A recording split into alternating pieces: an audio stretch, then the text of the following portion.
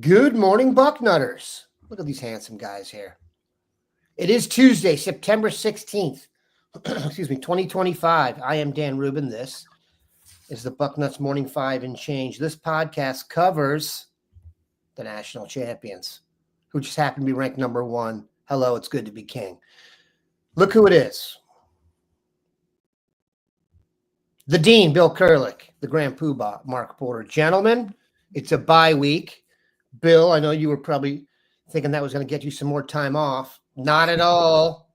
Did have an interesting recruiting weekend. It seems to me the man of the hour, possibly Landry Breed, offensive lineman from Menor, drew an offer a couple weeks ago and then visited this past weekend. He got to meet all the important people at the game. He may or may not have had pictures taken with Mark and his family, but I digress. Your thoughts, Bill, on the Landry Breed recruitment? He is, of course, verbally committed to North Carolina State. Brad, not a fan of the Wolfpack. I know. That's going to leave a mark. I'm going to get in trouble for that one. But anyway, Bill, your thoughts on Landry Breed, despite what my dog is not in favor of them adding him to the class? Well, when I think of Landry Breed, one of the things I think about is how on this podcast back in January and February, we were talking about him. I know Mark has liked him for quite some time, and we were talking about him back then.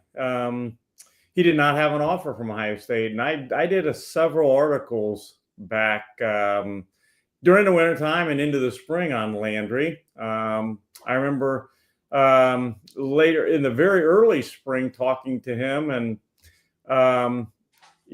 Justin Fry was interested in him, but then of course Fry left for Arizona and Tyler Bowen took over, and Tyler Bowen got in touch with Landry Breed and told Landry that he definitely was interested in him, and Landry made a visit to Ohio State. At that point, Landry, it seemed to me in talking to him, he was really pretty close to saying, I just don't think Ohio State's going to offer me and moving on. But then Tyler Bowen kind of rekindled, I guess you'd say, his interest in Ohio State. And he visited all. An offer did not happen. And eventually Landry went ahead and, took close looks at NC State, North Carolina, and Pitt, and visited there and all, and did his official visit type thing. And then he committed to North Carolina State at the end of June 25th, I believe, to be exact. And he has been committed to the Wolfpack ever since. But then Ohio State came through with the offer from Tyler Bowen. And Mark and I have talked about this, that at this point in recruiting, the biggest things are for Ohio State to make sure they keep their commitments in the class, recruit them all the way through. Look for possible flip guys, and then look for guys having great senior seasons. And it's early still, 3 games in, but this is the time of the year that typically if someone's going to have a great senior season, Ohio State then gets involved, and you saw more involved in the case of Landry Breed, and they offered him a scholarship. And also a guy we're going to talk about shortly here, Jacob Curry, they offered him a scholarship having a great senior season. So, Landry did make that visit to Ohio State this past weekend, and right when you think about making the visit as a North Carolina State, you start thinking this could be a flip, and I think we're all continuing to think that. Mark, you've got some great insight into this. You've seen Landry Breed play this year recently. You've also known about his recruitment for a while. What's interesting to me is Menor is no small school now. It's not this is not BP Miller we're recruiting here in terms of location of his high school and competition. Why did it take so long? Your thoughts, and having seen him in person, what is your on the hoof evaluation? I think Bill did a good job. You summing it up. But I think last year about this time we went to see Landry because we were talking about offensive lineman Sam Greer, Adam Guthrie, Maxwell Riley, the big three. Benjamin Cogden was a guy that was kind of mentioned. He committed to the University of Miami from Tuscarawas Valley. really a developmental guy. And then Peter Gleadis, and then William Conroy from St. Ignatius was a kid that went down to IMG Academy. But we last year said, let's not say big three, let's say big four and include Landry. And when I saw Landry last year or the previous 2 years, he looked to me like he was about 6'3". You know, like he was a good interior lineman, finisher on film, had all the traits, and we liked them if you took that, you know, inside guy, and it didn't happen. And Bill just said it. I think Landry said, okay, and I gave it my best shot. I better move on and, you know, commit somewhere before all the seats are gone. And that's how the story was going to end. When I saw him Friday night, the first thing that jumped out at me is he is now a full-grown man. The 6'3" thing is about my height. He was towering over me. So he has added some size. He looks, if you see some of the pictures, he looks just like Maxwell Riley. I mean, they're the same size. And if Maxwell Riley's big enough, you know, we know Sam Greer's big enough. We know he fits in with those guys now. So that may be part of it where he came of age and, you know, on tape the first 3 games. Now for the Bucknutters, they have some great film of him. First half against Brunswick, he was all over the field, pancaking guys, doing what he should do. So we'll dive into him deeper and I'll really, you know, express my feelings. But saw him at the game. That's on Thursday for Buckeye in the Sky. Today we'll do game review. As always, our schedule's the same. We're video. Tuesdays we feature Buckeye in the Sky from the game. And then Thursdays the prospects that Mark has seen from the past weekend. Go ahead. Yeah, so we kind of knew Landry was going to be a hot topic. So let's go see him in person. So Thursday we'll do the super deep dive on him. I saw him at the game. Super nice kid. Got to talk to him. And just my vibes are anytime I go to that Ohio State game, you walk out there, it's like the stadium's in HD. Like everything's a little clearer. The colors are a little brighter. The screams are a little louder. And it's hard not to get intoxicated, you know, just by so I'm sure he's been down to NC State and I'm sure he's been to Ohio State, even though it was an Ohio U game. And I think he understands the difference in the level of football and that being one of the chosen ones to play at Ohio State could sway you away from a paycheck somewhere else. And like Dan always says, you know, if you bet on yourself at Ohio State and you come out the other side, money will not be your problem. So if you can look at the big picture, maybe you won't make as much day one, but coming out of it, you'll be fine. So he's got a lot to think about, but the vibes are like, it's almost like it's sucking him in like a tractor beam to Ohio State. I think even on the sidelines at the Menor game, there were people there. Oh, the Bucknuts guys here to cover, you know, our guy Landry. They all kind of had the vibe where, yeah, it's going to be tough for them to keep him now.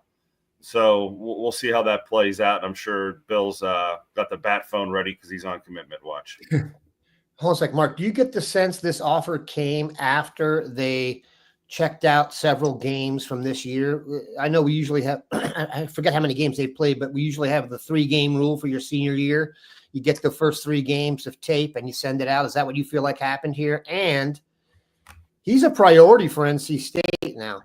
This is the approach of, you know, school, let's be honest, we don't usually compete against NC State for recruits. These schools know that. Now that everyone's got the 20.5 and to spend, they can, you know, there's Landry will cost more in the North Carolina area than he will in the Ohio area. Is that what you feel is going on here, Marcus? I think that's exactly it. This was the 4th game, you know, this week. So the first 3 games usually get packaged up with a couple of scrimmages. So that gives you 5 contests really to package some stuff there. I don't think he was the type of player that needed to prove he was good enough. I think it was more, maybe Bill can speak to this. Ohio State had a spot and they needed, you know, they actually, that board of theirs kind of maybe come to a head where maybe they weren't sure if they had an extra offensive line position available or they had it, you know, penciled in for somebody else. And now that may have changed, but I've always thought he was good enough. I thought it was a shame last year. I mean, when I say these things, what I'm saying now is on tape. Like Bill said, in January last year when I saw him, I'm not, you know, jumping on a bandwagon now here and saying, oh yeah, I'm going to jump on this Landry Breed thing and pretend like I was there, you know, at the beginning, because I was there at the beginning. So yeah, we've kind of seen this coming, and not to pat ourselves on the back, but this was a guy that was on the cusp for a while. I would like to know exactly what the final straw was that pushed it over the camel's back or what the hold up. But I bet it wasn't something with his playing ability, if you asked me. I just think this time of the year is when they do their reassessment and, who should we definitely not let go somewhere else. And Landry is top of that list. And the offer came on September 6th, to be exactly one day after Landry's second game. So they'd been watching him. I mean, they got the reports from scrimmages and all that. That was 2 games into the season, to be exact. The first weekend was actually 3 games into the season. The first weekend was August 23rd, if I remember correctly, and then 2 more games in. So that was right on time, so to speak. And we've said all along that they would like 5 offensive linemen in this class, and if he were to flip, he would be number 5. This is a hilarious. Las Vegas Buckeyes. Didn't we compete with North Carolina State for Chris Washburn back in the day? We did. North Carolina State won that recruitment, thankfully. We had a guy in my high school, 6'8" recruit, who could not come to basketball practice on time if a gun was pointed at his head. And his nickname, Washburn. All right. Bill, talk to us a little bit more about Jacob Curry. He is from Nice, Florida. Before the show, we were discussing Nice, Florida. Those of you in the chat, there's been other football players that come from this high school, Nice High School in Florida, Ponte Vedra Beach. You might want to know who that is. But, Bill, your thoughts on Jacob Curry and why he has bubbled up back on the radar for the Buckeyes? Well, similar. In my mind, it's a little bit similar to Landry Breed. First of all, there's been no question that Ohio State, if the right guy came along and if they could get him, was and is still looking to add another linebacker to the class. Simeon Caldwell could end up as a linebacker, but he had been recruited originally as a safety. So that gives Ohio State 2 pure linebackers right now in the class. And I have been able to go see both of them play early this season in games. Of course, Sincere Johnson and CJ Santa. And I'll tell you, both of them were very impressive. Physically, they look a whole lot alike. They're both about 6'3". They're both about 225 pounds. They both just physically look very similar. And I was very impressed with both of them. But Ohio State has wanted another linebacker, at least one more linebacker. And assuming that Caldwell, at least originally, comes in as a safety, they have an opening. So the opening has been there.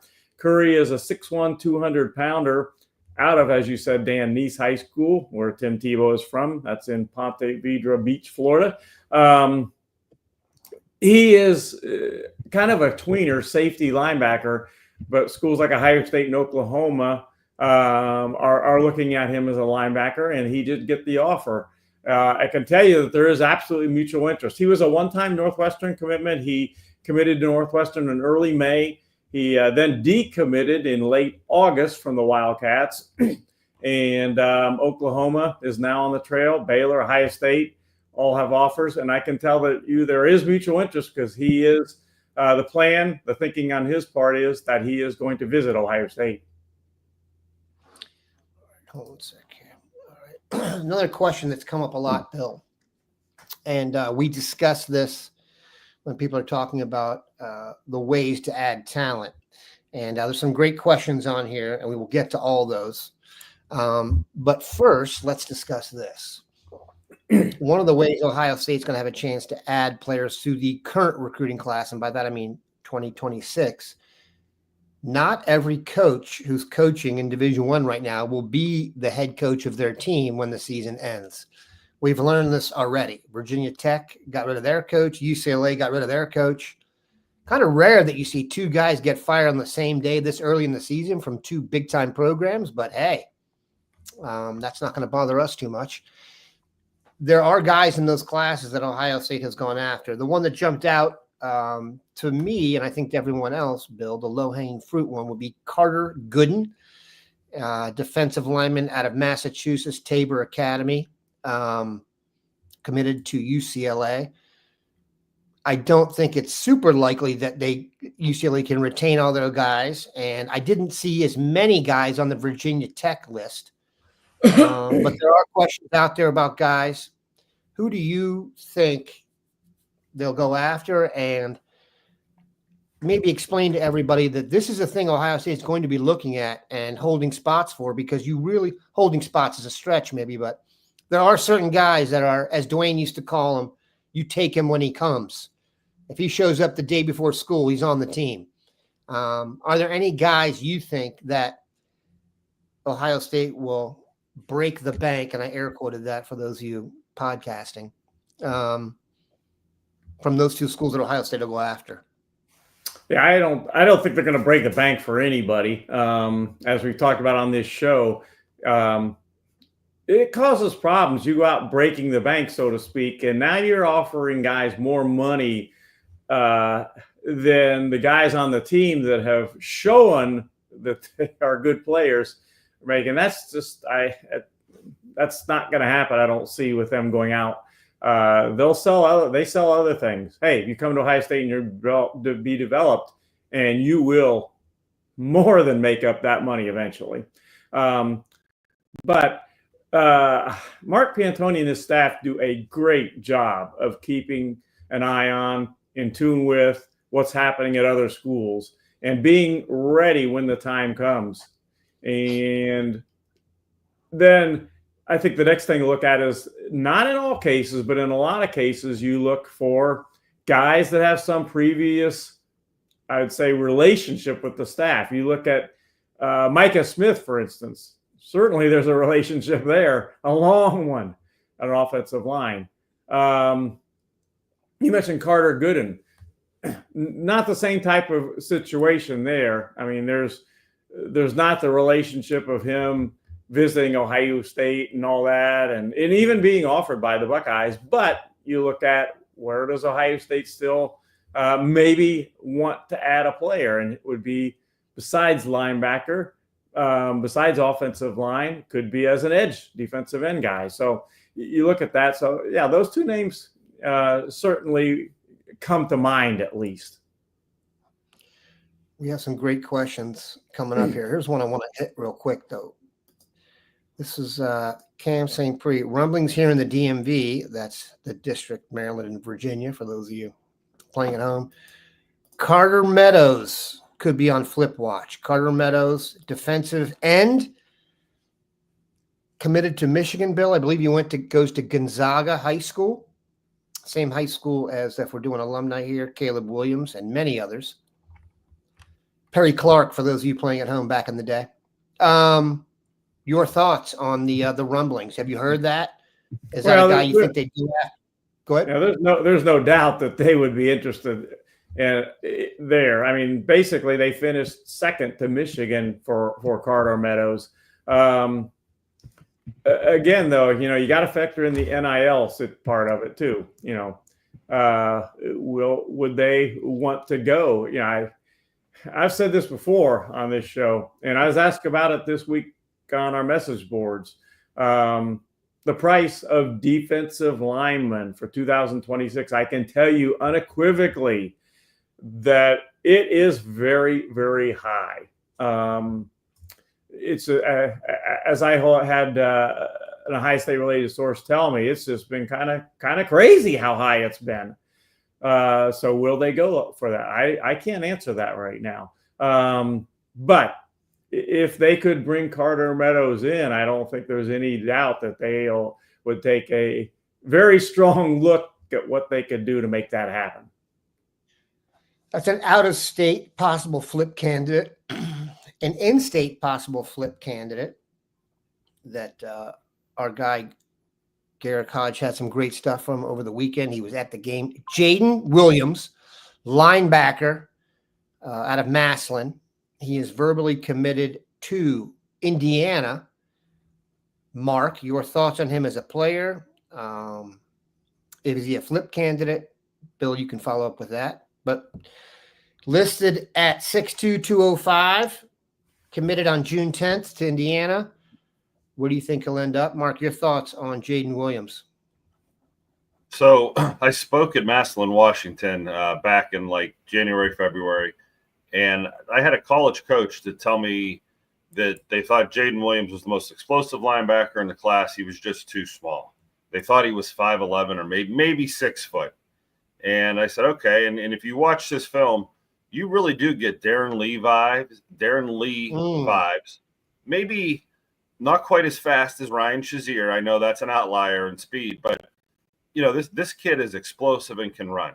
When I went to speak, I left that and I called that defensive coordinator on my ride home and said, my man's 6'2", and he's every bit of it. And he looks like he's over 205 or whatever it is. That's a bad height and weight you guys are basing your – and what did I see pop up the next day? Offer to Jaden Williams. Okay, so I think there was a little bit just like Landry. No, he's only 6'3". No, he's 6'5" now. Oh, he's only 6 foot. No, he's 6'2", 6'3" now.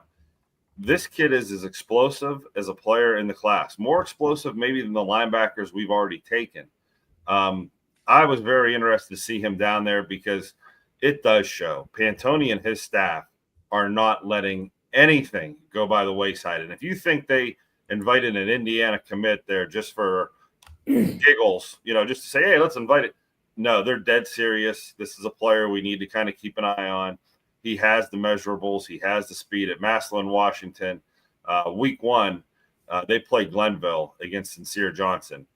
There's your apples to apples comparison right there. And I think he's a little more explosive than Sincere. Sincere's bigger, by, maybe 10 or 20 pounds. But that's why Jaden Williams is getting looked at right now, simply because he's an explosive player, and that's very coveted or high value.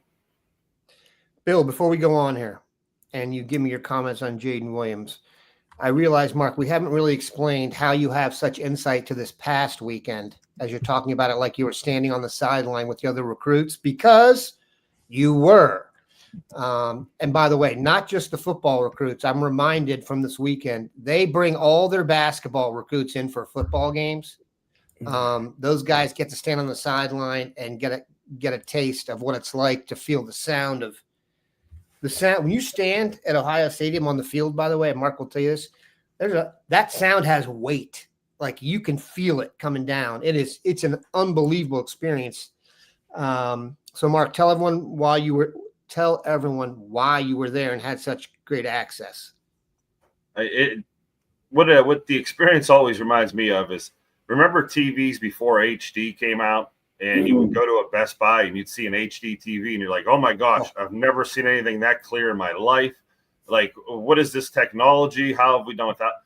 When you walk into that stadium, that's almost the way it pops. The colors, the uniforms in the band, everything about that place, the noise, like you said, down on the field, you feel it. And I tell you what, they do a good job of in between commercials, having things that are fun. I mean, my kids were watching Brutus and the Ohio U guy go at it, and that gets the crowd going, and they keep the crowd going. They have like the phone thing where they're doing. I mean, they really engage the fans there and make it more of a fun atmosphere than just a football game. There's a party going on during the football game. That's all great for recruiting. That all creates this happy atmosphere. I went last year, and I think I did the same thing on a podcast. The first class experience you get there, from the food to the service to your hostess that sits with you and talks to you and gets to know you and escort. Where do you want to go? Where do you want to be? Do you want to be on the sideline? Where do you want to go see your seats? Do you want to go back and get more food? The only problem with the day is you get there a couple hours early. Parking was full. So I said, you know what, team, I'll take the bullet. You guys get out of the car, get in there and enjoy the sights and sounds. I will find the parking spot. I almost missed the game. That's how, you don't drive into the belly of the beast on game day. That would never do that. That would never do that again. So that's something that I'm sure fans and people who do this regularly understand. But that place is unbelievable when you finally get in. So Mark didn't answer the question. I want him to brag a little bit. He was invited, and his family was, because his son, a sophomore quarterback at Canfield High, is a prospect all Ohio schools and nationally should know about. So he was there on time. and Mark needs to learn this: attendance without a parking pass. Okay, when you're being recruited, or if you're a reporter, I'm just telling you this. If I don't have parking, I ain't going. Okay, there is nothing like great parking, and I will tell you this: nobody has mastered the parking at Ohio State games like Mr. Bucknuts. His parking is handpicked so that if you can get back to your car before the real rush comes, you have the back tunnel out, because Mr. Bucknuts does not like to stick around. And I'll tell you this, he has great seats and he brings people to the games. One local restaurant owner who he brought one time screwed up our exit and got us caught behind the crowd, and it cost us an hour getting home. And guess who's never been to a game on Mr. Bucknut seats ever again? That local restaurant owner. So don't make Mr. Bucknut make some Wally World parking where I was like, well, walking out, I'm like, I'm far enough away where we're going to get out of here quick. Like I was like, yeah, I didn't want to park close to the stadium because when you're leaving, you're stuck in there. I was the guy who parked so far away that, we were on the outer edge. Not to turn this into a parking thing for Ohio State, but yeah. It's hard to if you've never been to an Ohio State game, and I realize that's hopefully very few people watching this can say that. It'll blow your mind in terms of crowd and parking and the color red, and it will blow your mind. It is really an incredible experience that everyone should absolutely experience probably 10 to 20 times in their life. I know some other things that blew my kids' mind. It was the outfits on some of the co-eds at Ohio State. Hello. It's called recruiting, Mark. Yep. Recruiting? I was like, wow, this is, even if my kid doesn't play football, he may want to come here. So hats off to the co-eds. I have a 20-year-old daughter. So I'm going to take the fifth on this. And Bill is, grandparent to most of Central Ohio, so I don't think he's going to hop in on this either. All right. I do want to add about the Mark, all the things, how they. Bill, you're not going to comment on the scantily clad co-eds? Okay. No, not going to do that. But the atmosphere and all the things they do. My son, who is in his early 30s, my son Matt, he likes to go to games at away stadiums. He's been to a lot of them, and he also, go to professional games, whether it be Cleveland Indians or Browns, whatever. And a few years ago, he told me, Dad, at Ohio State, they've got to kind of update things. They don't do some of the special effect and some of the different things that I see at other stadiums. They've done a really good job of updating things in the last year or so. The comments I'm getting from recruits now are better than ever of what is going on, and this all speaks to what Mark was talking about when he and his family were there. They really have done a great job of creating just the best atmosphere they possibly can. And it is showing when I talk to recruits. And by the way, getting back to Jaden Williams, I talked to him a bit this weekend after his visit to Ohio State. And if Ohio State comes through and really pushes for him, he would be someone that would go on immediate flip watch in my book. If they put an offer out, he really liked what he saw on Saturday at Ohio State. He was afterwards, he told me he's absolutely still committed to Indiana. But if Ohio State decides to offer, go all in. And again, he had a great time. He was very impressed with everything, including the atmosphere. I got a chuckle out of this. D said, I had several girls ask if I was Devin's mom. I'll tell you what, when Devin Sanchez walks to campus, if he doesn't have a bullseye on his back, an actual, believe me, it's on there. If you don't think there were some other freshmen through senior girls who had social media who didn't know he was coming. I tell you, that's next level game. Go straight for the mom, get in good, maybe go bake some cookies. That's next level trying to date somebody, if you ask me. So hats off to those gentlemen. And as far as D goes, I was walking to my seat and the Sanchez's said hello to me. I regret not being able to spend 5 or 10 minutes and sit down next to him for a few minutes. I had a crowd of people behind me going up the steps, so there was a lot of peer pressure at the beginning of the game to not stop and chat, but we got a few minutes to kind of wish good luck, and it was nice to put a name with a face, and I hope to see them again sometime. I enjoy talking to the parents. I know Bill does too. You can kind of talk to them with, your guard down and be off the record and have a little fun and, laugh a little bit. So nice to see them. Thank you for saying hi and calling me out. I had a couple stories I was going to tell here, and I decided to go with the G-rated one.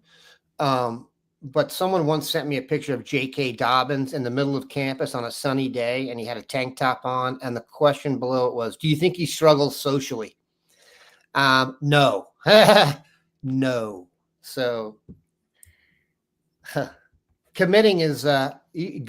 If you ever get a chance, go Google how Clemson recruits. To be a hostess at Clemson, you basically need to be an Instagram model. And that's always been the way they've done things. I'm not kidding. You can Google that. That has been known since the 70s. And probably before that. I just wasn't paying attention. All right. Bill, bye week. So I assume the coaches are all in the Caribbean, amusement parks, hanging out with the fam, not doing much, or maybe they're recruiting and doing other stuff. Your thoughts on how to spend the week when there's a bye week for the coaches? Well, they do, as you know, and as of course we've talked about, they're out hitting the road. It's they use this time, generally speaking, more to see the guys that they've offered in like the 2027 class, for instance, and go see them. It's really just a matter of making your presence known at the schools and walking in with that O on your sweater or jacket or whatever, and just being a presence at the school and seeing the guys that they really want. There's only so much time that you can see. And generally speaking, as they get closer to the weekend, they get closer to home. So I think, generally speaking, again, they're going to stop in to see the Ohio guys and the Indiana guys, those types of things, more towards the end of the week. And then they go a little bit farther out at the beginning of the week, generally speaking. All right, let's take a look back at the game. As always, we do Buckeye in the Sky. Mark and I go over what plays to cover, and then we bust it out. Here is the OU film. Mark, take it away. Now, again, we'll give you a few plays on here. If you want the whole deal, the premium content is up for you. Mark, take it away. Yeah, I think this is over 10 minutes of footage from the game, so there's plenty of here to jump into. But we break down every play like normal, and we try to show you the schemes and why things happened, whether it was a fluke or good play calling. Even though this is OU, there's a lot of good X's and O's here to take advantage of. OU, cover 2, which down by the goal line, when you put 5 guys across that goal line, which you see there lit up, there are not many places to throw the ball at the goal line. They really kind of fill in the gaps and make the quarterbacks have to be very precise. As you hear a lot of people say, the windows become very small. I'm going to pause this play so I can put my pointer on the screen. This guy right here, the corner should widen with him. And if the corner widens, that means this hitch in here is probably going to be open because the tight end is going to affect this linebacker. It's like a chain reaction across the field. They can't cover 5 guys if you kind of fit in all these holes. So the key about this play for Julian Saint is when he gets to the top of his drop, I think he likes the tight end look here. He went to the tight end later in the game on this play. But as you can see, that tight end is physically jammed up. Right now, this ball's probably going to go here, and you're trying to get a little run after catch. And Julian doesn't see it. His eyes are pretty much trained down the middle here. When that happens, you see Julian step up in the pocket. And I froze it here because you could see that this isn't a very clear pitcher to throw into. This isn't a very clear pitcher to throw into. This is still the guy you're looking at, and Julian's just not seeing him. That leads to a scramble, and Ohio State was probably the least sacked team in college football last year. So if you can record what's called a sack against these guys, and this is next to like a no-yard game, maybe a 2-yard loss, there's a sack, and I think that's a coverage sack. The next play, we're going to look at Ohio U, and It looks like pre-snap cover 3. The corners aren't really rolled up tight, so you kind of rule out cover 1. They're probably not in man-to-man. That gives the quarterback a pretty clear picture. But at the snap of the ball, I don't know if the motion triggers this, but you see the strong safety start to walk up here, and that's going to change this defense because now they're going to send a blitz. So what was pre-snap has now changed right before the snap of the ball to heat off the edge to the bottom here. If you're smart, you know those are the man-to-man assignments. You can kind of see that shaping up.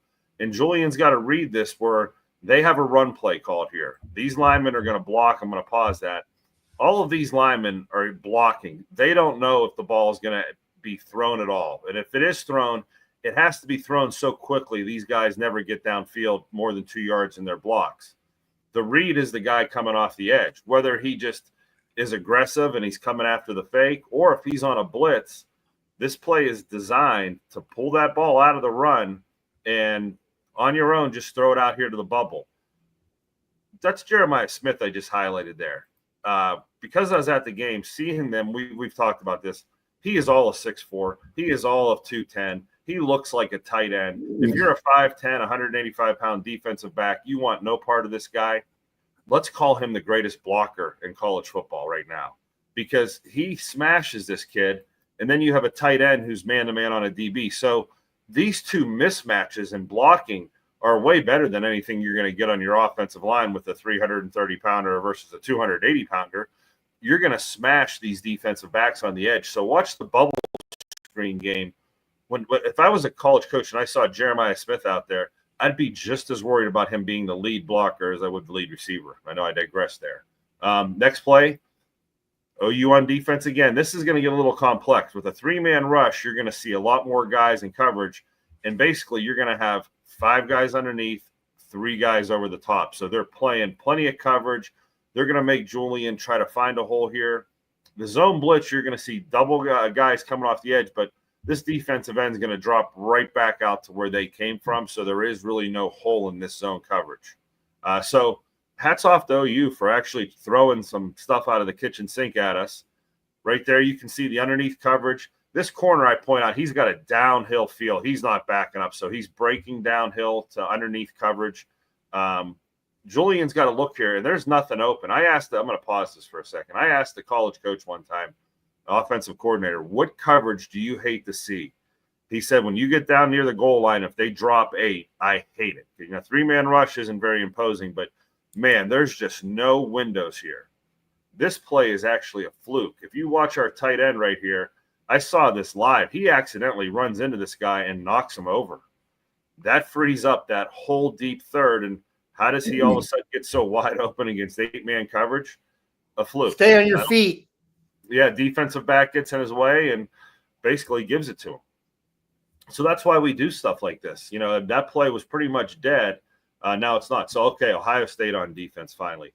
I could watch Matt Patricia's defensive calls all day and talk to you guys for 3 hours about what this guy is doing and how he is going to absolutely terrorize, and I mean terrorize, college quarterbacks. And here's a theme that you can kind of tap into. The Patriots were famous for doing what every week? If someone said, hey, Bill Belichick every week does what? He takes away your favorite thing. Guess what Ohio State is doing every week? It really seems like he's honing in on, this is what they want to do. We're taking that away, and we're going to make them play left-handed. So that's a theme. Let's see if that plays out. Okay. Cover 1, you see man-to-man look because that cover at the top's pulled up. You see the 2 linebackers, okay? Now, with this 3-man rush, there's 4 linebackers out there. So Patricia loves our linebacker personnel, to get that many linebackers on the field. Me too. But I haven't seen a defense like this where you have 2 linebackers backed up by 2 linebackers. What is this? I mean, honestly, this is a defense that you don't see in college. Jim Knowles was extremely creative with 3 safeties, but he never pulled out the 4 linebackers stacked on top of each other look.